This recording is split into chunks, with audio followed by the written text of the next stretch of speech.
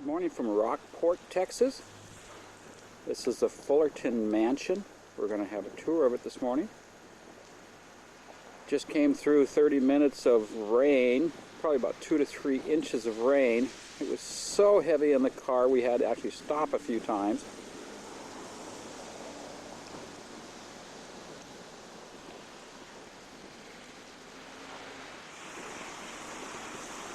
But that rain ended about 10 minutes ago,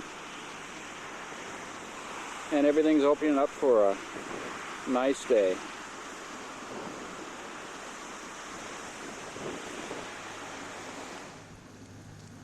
Yeah, the sign says it was the home of George Fullerton, cattle baron.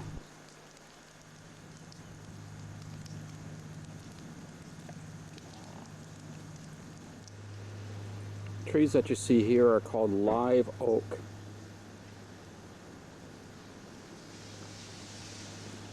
We'll be seeing a lot of these trees on this trip.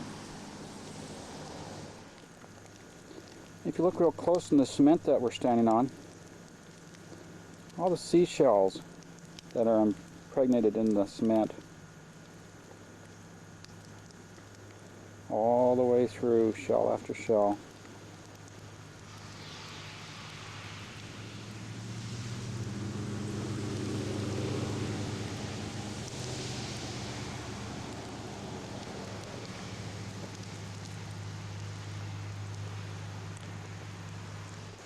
And this building in the late 1800s had all the conveniences: running water, hot and cold, indoor plumbing, and even indoor heating and air conditioning.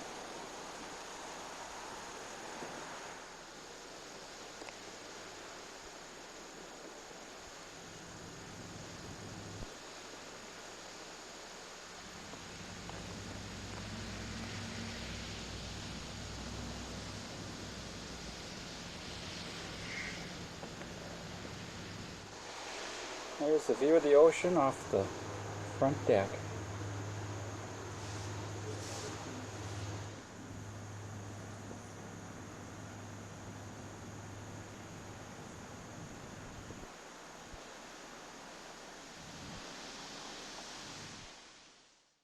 Northwest Airlines was a tourism advisor to the state of Montana. Oh, right. Where were you? Back when I was in the Twin Cities.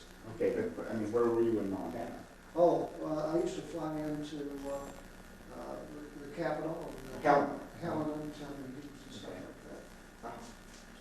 that. But he came down here to join the Army, but he missed the war. It was too late. He was a Kentuckian. He came to Texas in 1827, and he was Secretary of the Treasury under President Sam Houston. I see.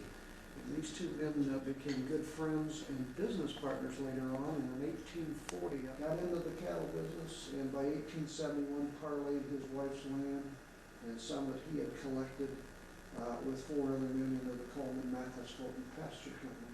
And that was But what makes the house unique?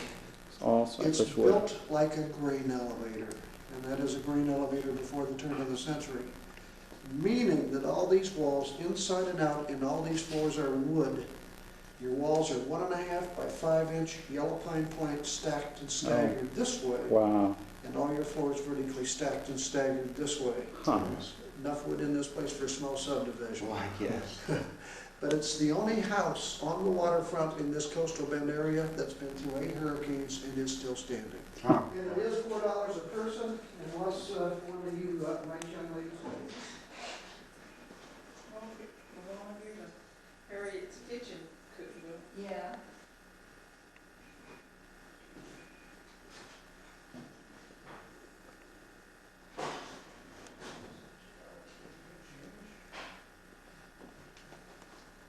I'll get them started here. Oh, okay.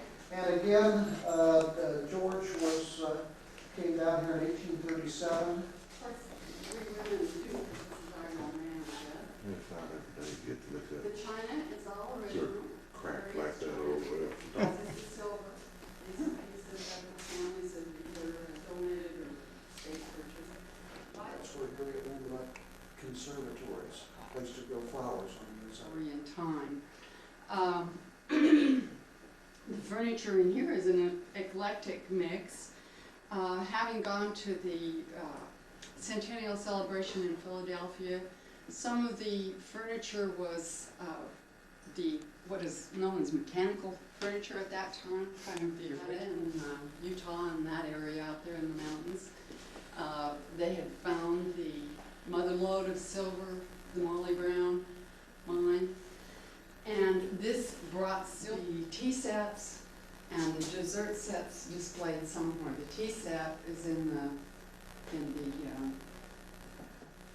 parlor right now. This again was kind of an ostentatious show of wealth, but if you had it, you flaunted it.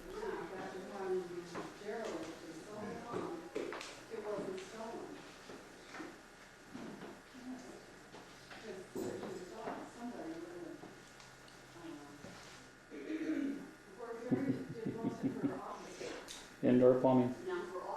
Not typical of this period.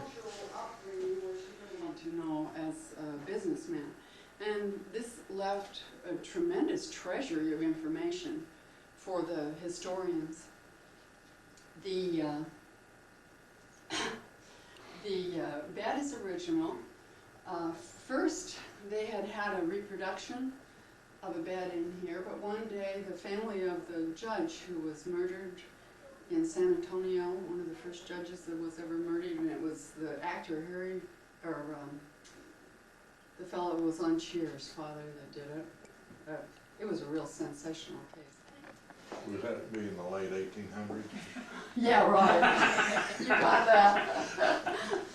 I grew up in Utah, and I used to teach Sunday school down here when we moved here, and I brought a piece of coal once to show the kids in my Sunday school class because we got home to Utah. Stacked vertically. Then the lath is put diagonally and filled with plaster mixed with horsehair, and then a veneer of plaster. It would be. All the transom windows are original. There was a lot of damage to the plaster for over the years. They've had some roof leaks, and they just had some plaster repair work. That decorative area around the top of the walls there, they put the plaster and pull one of these guys through the plaster, a shoe they call it, and produce this. The architects, when I was doing these articles like the Texas Byways and stuff, and for example, when you have a real purist as a curator, they wrote to the botanical gardens in No, that's all plaster. Yeah. And on the third floor, when you go out, you see this little room on the top. That was called the growlery. That was, we know Colonel Fulton had a spyglass up there, you know, one of these dogs.